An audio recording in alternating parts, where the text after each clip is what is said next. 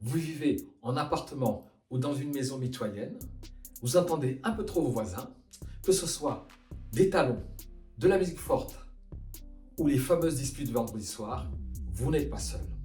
Selon une étude de l'INSEE, 30% des Français se plaignent régulièrement des nuisances sonores du voisinage. Je m'appelle Mohamed, je suis expert en acoustique et aujourd'hui, je vais vous donner des solutions simples et efficaces pour retrouver la paix chez vous. Prêt? Allons-y. Avant de chercher des solutions, il faut comprendre d'où viennent les bruits. Il existe 3 types principaux. Les bruits d'un pac, ce sont des bruits causés par des talons. Pac, pac, pac.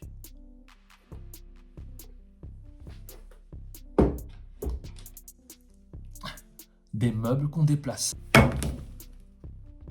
Ou des objets qui tombent. On vient de voir en 1 les bruits d'impact.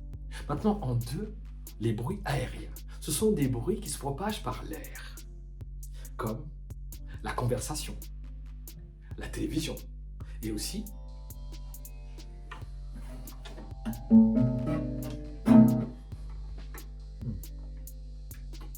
besoin de régler cette guitare.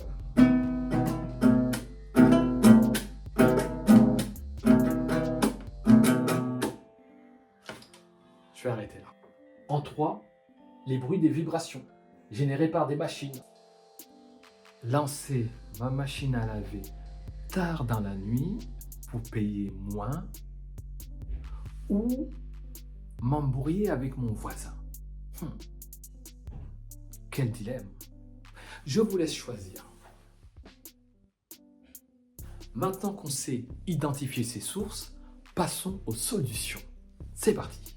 Si vous êtes locataire et que vous ne souhaitez pas engager des gros travaux, voici quelques astuces accessibles. Installer un tapis épais ou une moquette pour absorber les bruits d'impact. En plus, c'est déco. Et c'est tout. Je vais m'en sortir. Utilisez des rideaux isolants acoustiques pour vous protéger des bruits extérieurs, donc par les fenêtres ou les bruits qui passent à travers vos portes. Vous pouvez justement utiliser des rideaux anti-bruit de type ride phonique. Je dis ça, je dis rien. C'est très très lourd, hein. C'est normal parce que ça doit isoler le bruit. Donc ça doit être très épais.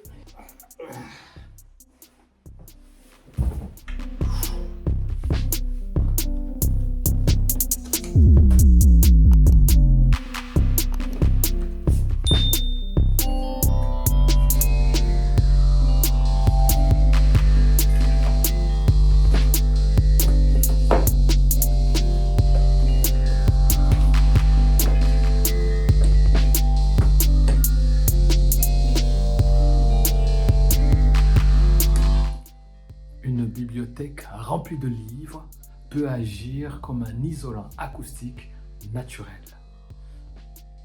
Lisez beaucoup de livres. Placez des anti-vibrations sous vos appareils électroménagers pour limiter les vibrations.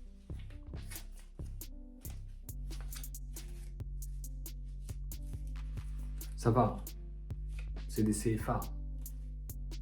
Eh bien, ces solutions, ça ne coûte pas cher et c'est efficace. Pour ceux qui sont propriétaires ou qui peuvent engager des travaux, voici des options plus avancées.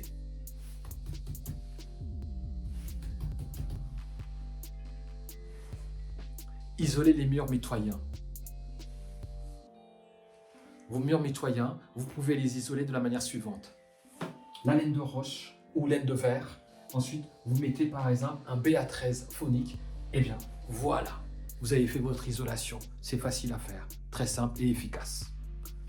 Au suivant. On a les bruits qui viennent d'en haut. Donc, vous entendez votre voisin au-dessus. Eh bien, la solution, c'est de créer un faux plafond. Un faux plafond avec la laine de roche ou la laine de verre. vous laissez un peu d'espace. Et aussi derrière, vous pouvez mettre donc un placo 13 acoustique, donc un BA13 phonique. Et ensuite, le tour est joué.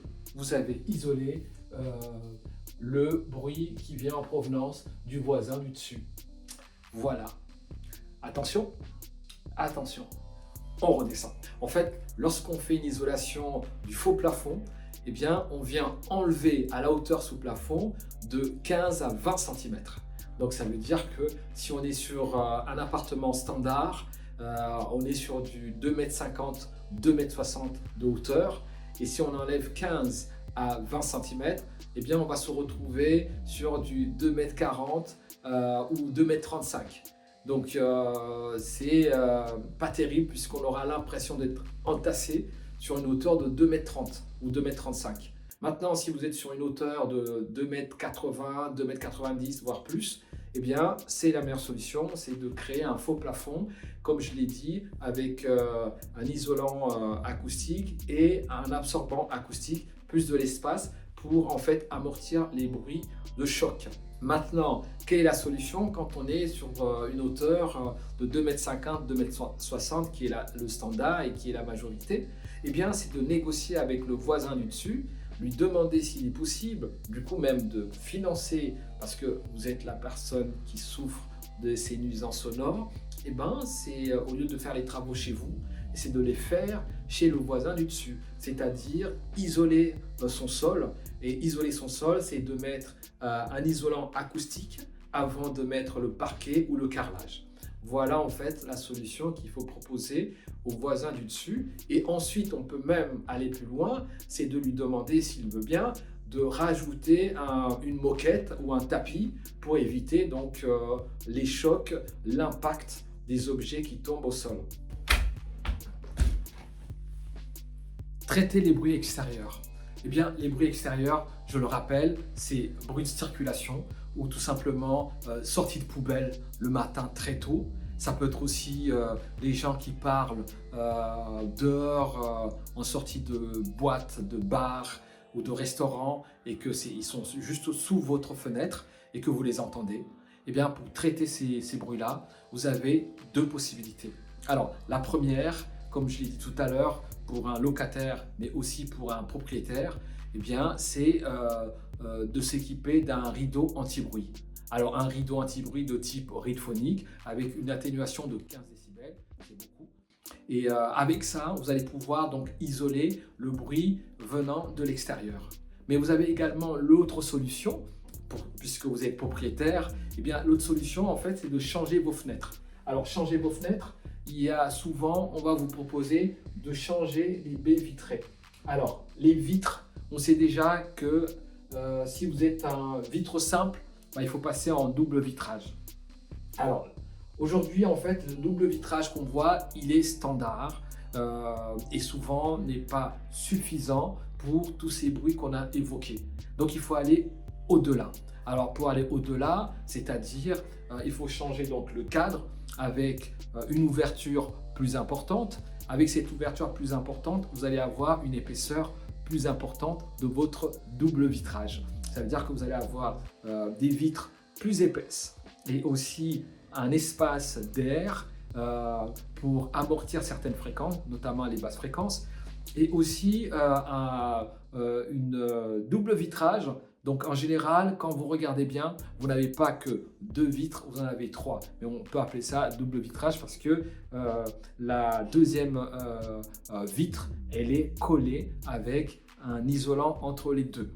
Voilà, ça c'est une solution, on va dire, qui va vous permettre d'avoir une isolation adaptée à votre environnement si vous avez les moyens de vous offrir ces fenêtres. C'est vrai que ça a un coût, cependant, le confort, c'est le vôtre. Et voilà, avec ces astuces, vous pouvez déjà réduire une bonne partie des nuisances sonores et retrouver un peu de tranquillité.